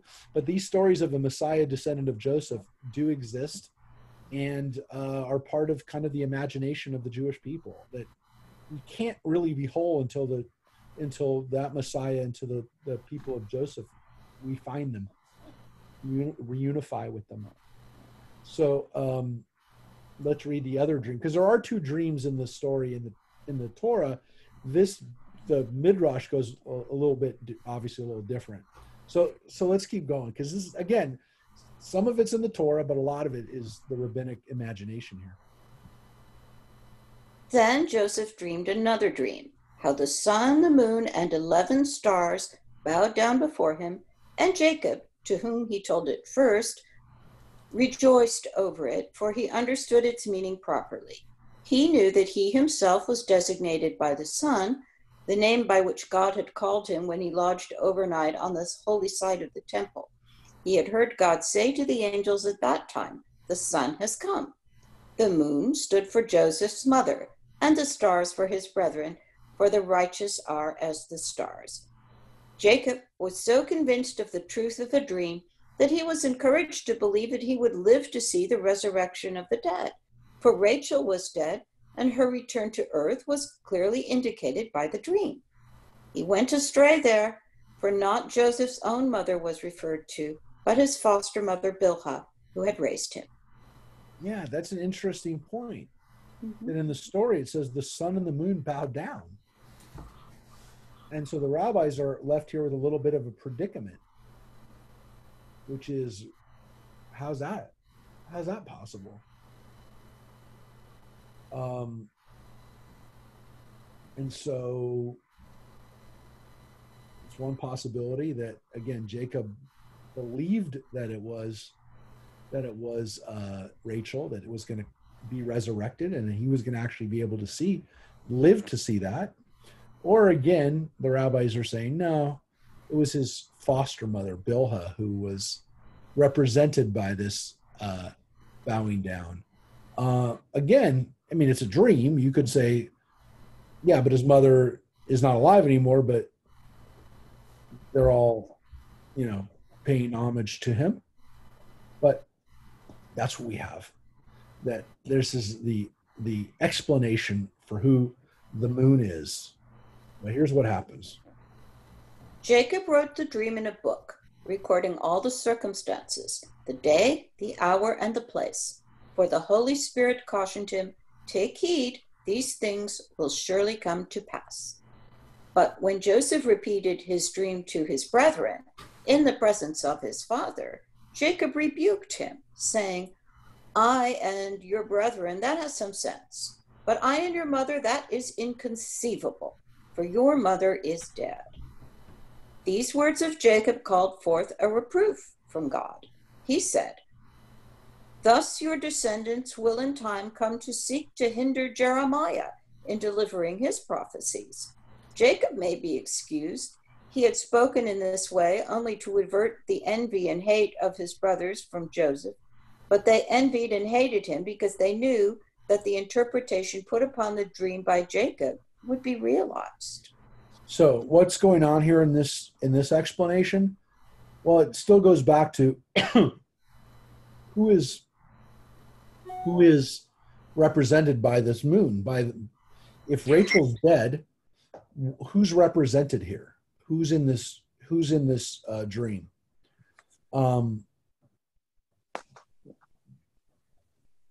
So there's a possibility, which is, again, that the dream wasn't believed because she was dead. And so how could this dream really be true if she's dead? She's not there. She can't bow down. It doesn't make sense.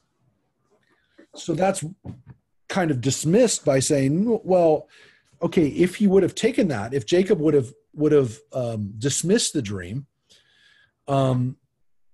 then God would say, "Oh no, it's definitely happening, and it's not necessarily happening in your lifetime. This is also a foreshadowing of what's going to happen later on to Jeremiah, in that when he talks to people and gives them prophecies, they won't be that he won't be believed." And so what they do here is they basically say, there are people who are speaking the truth, who are dreaming and who are envisioning things that are happening. They are true, but nobody believes them. And essentially, it's a kind of an admission that God, that these people are Cassandras, that people they're curses that are not going to be believed, even though they're speaking the truth. So what's interesting about this is not just that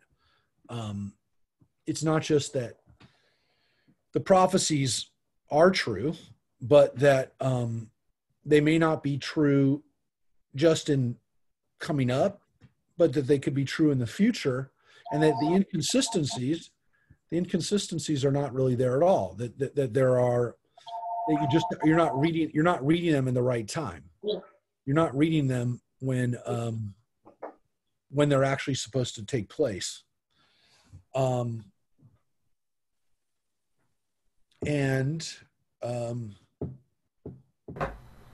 Again, every time that the dream could be interpreted incorrectly, the rabbis are providing a way of saying that's not what's really there.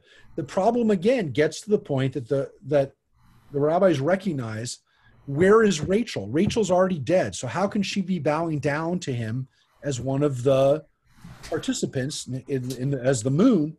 How could she be in this dream if she's dead? So the rabbis are picking up on an inconsistency, if you will, or a problem in the text, which is that Rachel's not there, but they're interpreting it in a way that's going to allow them to say, yeah, but it really should be interpreted this way, which again may not even be the most obvious one, which is, of course, she could be in the dream. Even though she's dead, there's still this recognition that Joseph is special and is going to be recognized as such. Let's read a little bit into the text. We're not going to read to him necessarily getting thrown into the pit, but let's read kind of why he got into this situation. Joseph cast into the pit. Once the brethren of Joseph led their father's flocks to the pastures of Shechem, and they intended to take their ease and pleasure there.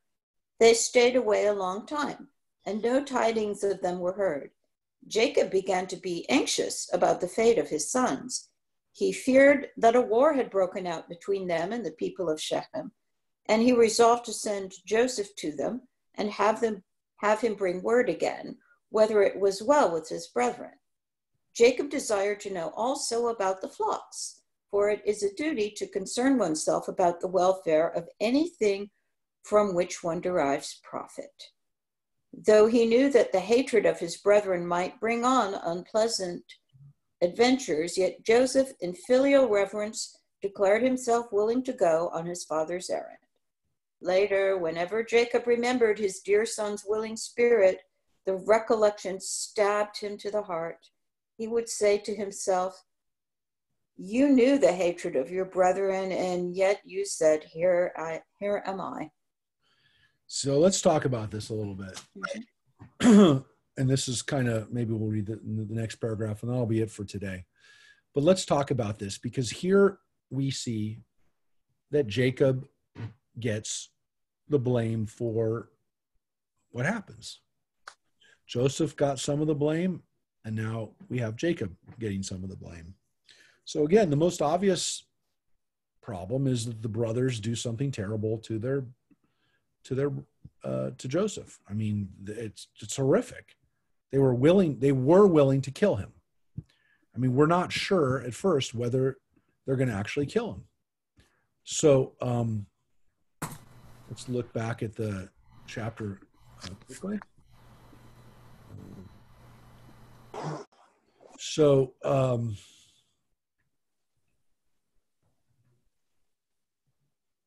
here's the dream. It says, by the way, that when his brothers heard the dream, they hated him even more. So the dream was also the dream. The hatred was also based on the dream. It says the brothers were wrought up, and it says his father kept it in mind. So that means that Jacob knew that the brothers hated him. And now we're here in verse 12.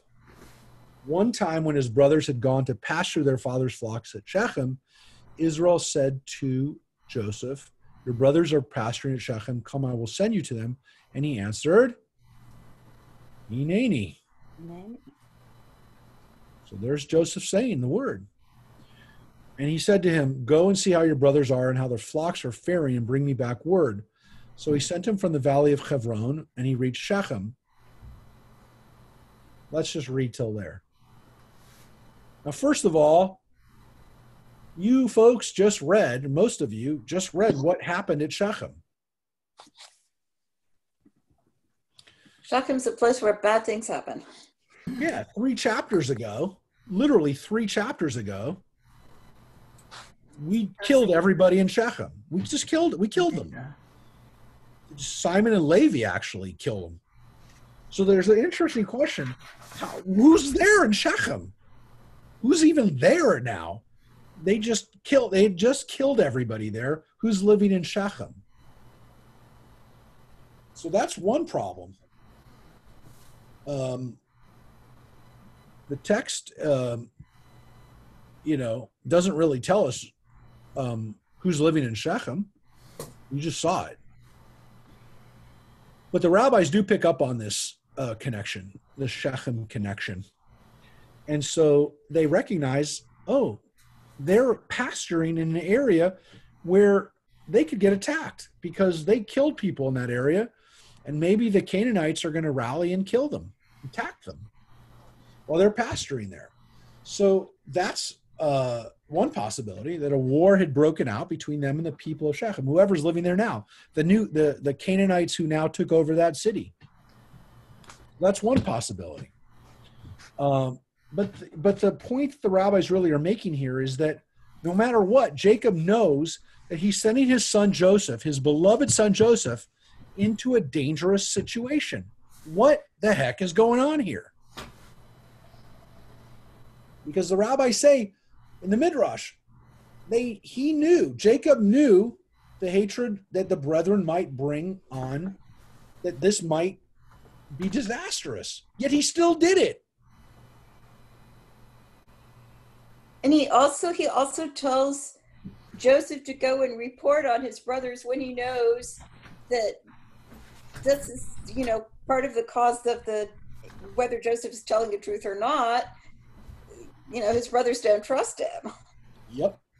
And again, it seems to have to do specifically with this issue of what are they doing with their work. And the rabbis point out, look, Jacob has a right to do that. As a matter of fact, a good business person pays attention. It is the duty to concern oneself about the welfare of anything from which one derives profit. That's just good business. Makes good business sense for Jacob to do what he did. So the rabbis basically just explained why he did it. He was concerned. There was reason to be concerned. You're supposed to be concerned. And so that's why he did it. If it's a really dangerous situation, kind of begs the question, why is he sending his pretty boy Joseph? I mean, presumably he's a rich guy and has servants, so why doesn't he send them? And why doesn't he send somebody? Why does he send Joseph alone? Exactly, and a boy a young man who we've already established is not the most intimidating person. Let's put it that way. This is a guy wearing a fancy coat and makeup, according to them.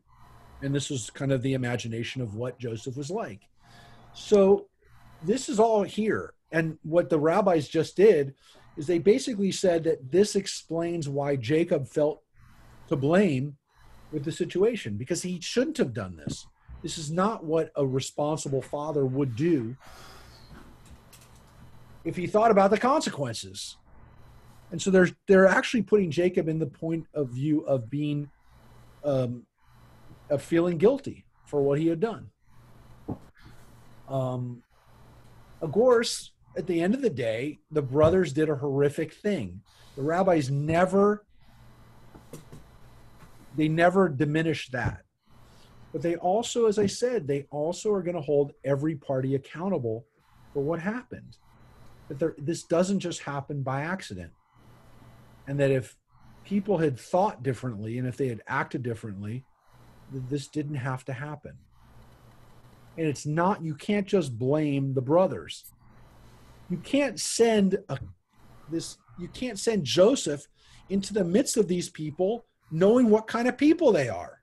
You can't say that Jacob is free of blame in this. Did he assume that they'd treat him better? It doesn't say that. It's also, by the way, it's not responsible or intelligent human behavior. Because remember, Joseph's brothers are 10, 15 years older than him. They're in their 30s. These are not kids where maybe they'll be good, maybe they won't, we don't know. These are people who pretty much are who they are.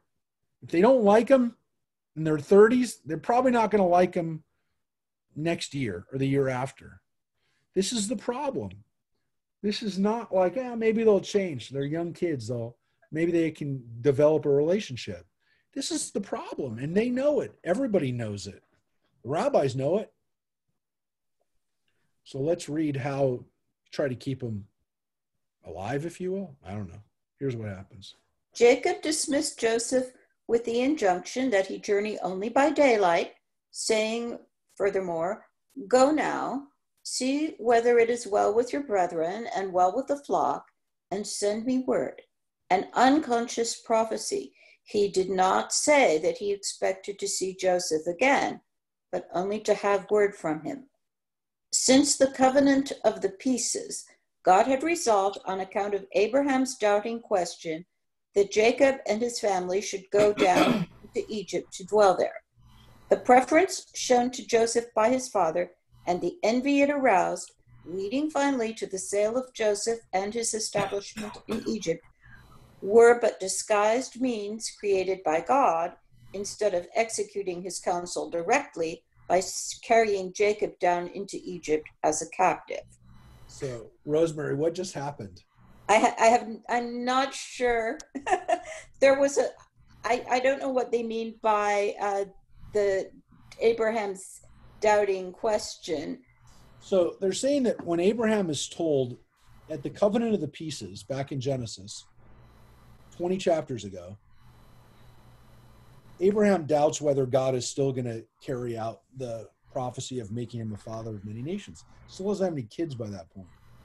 And so because he doubts him, God resolves to some extent to punish him or to punish his descendants. Why? Because of the covenant of the pieces, we also learn that we're going to be slaves in Egypt. Remember, Abraham knows that. The prophecy has already been foretold to Abraham years before.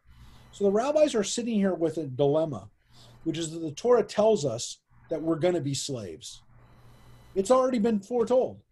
Before Isaac was even born, we're going to be slaves. Before Jacob's ever born, we're going to be slaves. Before any of these people are born, we are going to be slaves. And so the rabbis kind of do something very interesting here, which is they basically say this is part of God's plan. That what happens here is that Jacob sends him away knowing that this is kind of the way this has got to unfold to some extent. And that Jacob doesn't think he's going to see his son again. That's this Midrash we just read.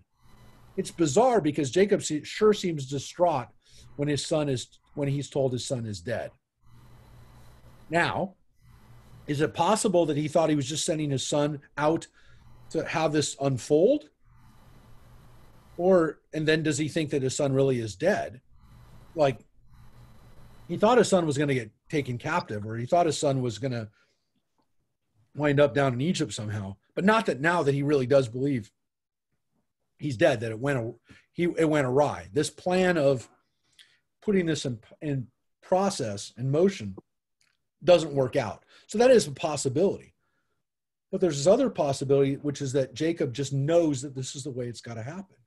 That this has to happen. That they have to go to Egypt. So this is an interesting thing, which is it's an explanation again for prophecy, for why things happen the way they happen, which again is part of this kind of, by the time the rabbis wrote this, it's kind of an interesting way of looking at history, which is that the way things happen, including the bad things, are necessary for history to unfold the way God wants it to unfold. First of all, it's a perspective of history that the rabbis have 1,500 years after Jacob, hundreds and hundreds of years after, King David. That they start to see that their story, the rabbis are saying that the Jewish people's story is playing out on a historic level that sometimes takes thousands of years to happen. It's not, I would say that's a super important point. That's all I'm going to say about, I don't even know how to convey this to you. But this is a very important point of the rabbinic take on texts, and more so even on history, which is that it unfolds the way it unfolds because God needs it to happen this way, and that the Jewish people are oftentimes parts of this story. Not that we want to be, not that it's easy, and it's definitely not without its horrible tragedies, but that this has to play out in order for history to unfold the way it's meant to unfold. And again, that eventually there'll be something good that comes out of it. It's really tough. It's a really tough way of understanding Jewish history, but it's very important because it still exists. And it's difficult to break out of it. It's very hard. It's almost impossible. It's almost impossible to study and to read and to comprehend Jewish history without hoping or thinking that this is, we've got to be part of a bigger plan. Because, folks, if we don't, the Holocaust becomes really, really, really hard. It's hard as it is. But in the back of people's minds, if these tragedies of Jewish history, whether it was the Crusades or the pogroms or Inquisition, any of this is now part of a historical, that we're part of the redemption of humanity, then I don't know, you can make sense of how this stuff happens in a way that puts it in a perspective that doesn't make it easier, but it gives at least some rationality. But it gives it a framework for these things to happen or why they happen. So it's really hard. I mean, I have a hard time breaking out of that myself. I have a hard time not believing that the Jewish people are not part of something that's much bigger and has been playing out over thousands and thousands of years. It's hard not to believe that. I don't know if it's hard because it doesn't seem logical or it doesn't seem rational or it's just too hard to think about the other possibilities. But this is definitely something that the rabbis understood this 2,000 years ago. These texts are 2,000 years old, that the rabbis saw that even the slavery in Egypt was a necessary part of God's plan. So I want everybody to kind of consider that paragraph right there to understand what's really happening. That's what's happening is with bad things, even bad things, maybe especially bad things, are necessary for the story to unfold the way they have to unfold. It's a way of also, by the way, looking at life, which is something we've talked about too. But the Joseph story is a great lesson on human suffering and why we suffer, and putting it into perspective, difficult chapters of our lives. Joseph is a story that a lot of people have turned to when they've tried to make sense of their own struggles. So there is a bigger lesson about Jewish history, but there's also a really important lesson about each individual going through life, which is kind of what we'll talk about when we get into the story of Joseph's ups and downs, which is really what it is. It's Joseph's roller coaster life, the ups and downs. So that's what we'll pick up. We'll pick up next week. Anybody else want to comment on that concept here, which is that, again, God had resolved that Jacob and his family would go down to Egypt. All right. I think of Teffy's comment. He says, I know we're the chosen people, but once in a while, couldn't you choose somebody else? Yeah. And we definitely feel that way, folks. It's difficult to not sometimes just say, hey, can't other people be part of your divine plan? Or the goat in Animal Farm who says, God gave me a tail to swish away the flies, but I would rather have no tail than no flies. Yeah. Are we part of the plan now with what's going on with all the uprisings and calls for reform and calls to join? Is this part of our plan now? What do you mean? For the Jewish people to become more engaged again, like they were during the civil rights movement in the 60s? Isn't this our call right now? That's an interesting thing to think about, whether we're being called at this moment. I don't know. It's interesting. We seeing ourselves playing out in history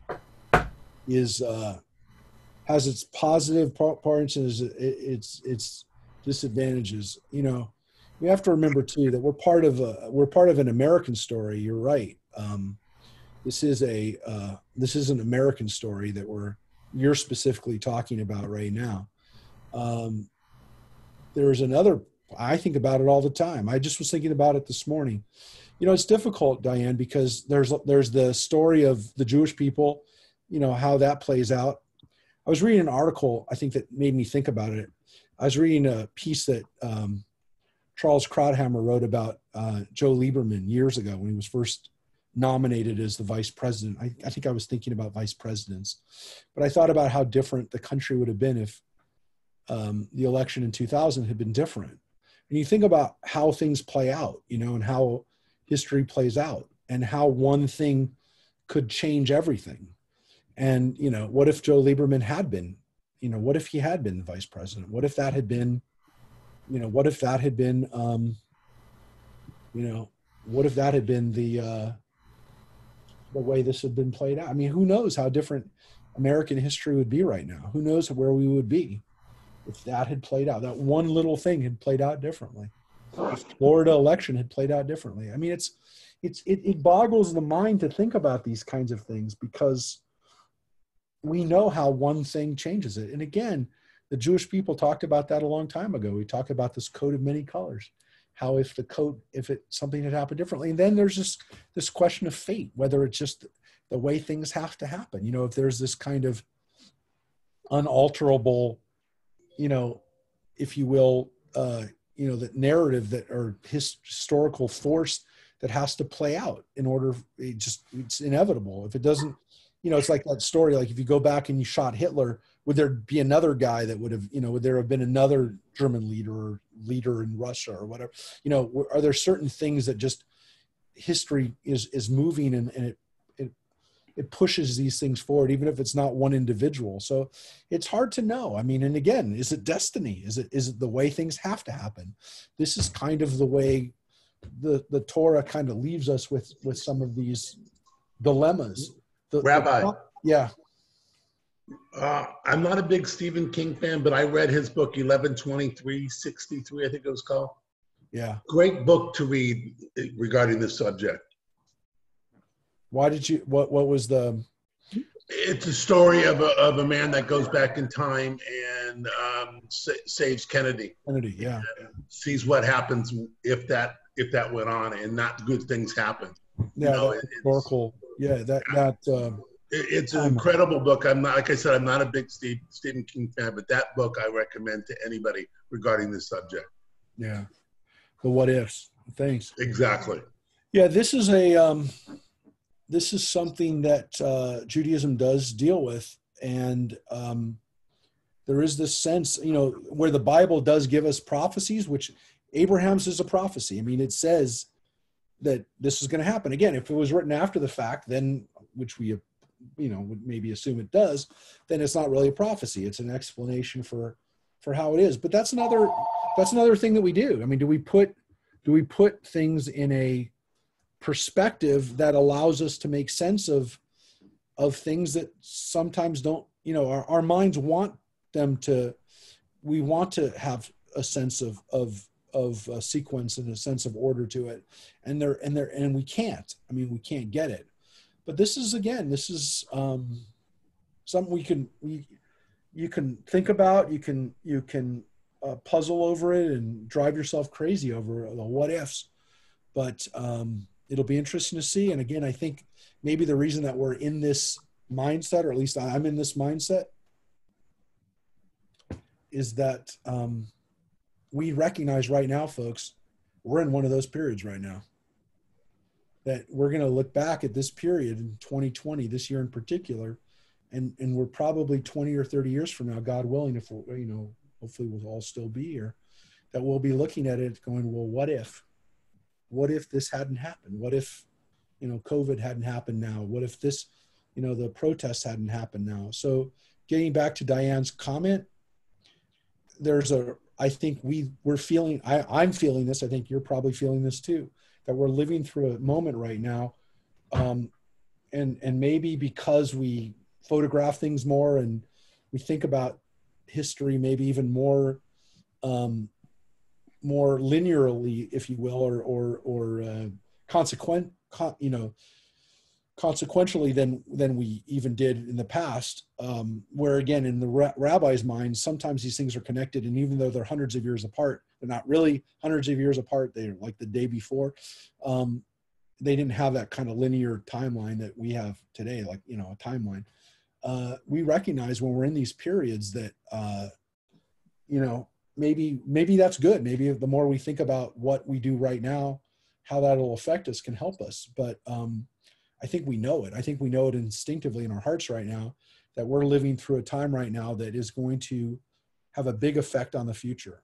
That this this stuff is big. This stuff is very big. How we handle these things is going to have a big effect on the future. So it always does. I mean, our actions always have consequences, but we recognize that this is a watershed moment. So with that, I look forward to seeing you tomorrow night. Look forward to seeing you tonight for the general meeting.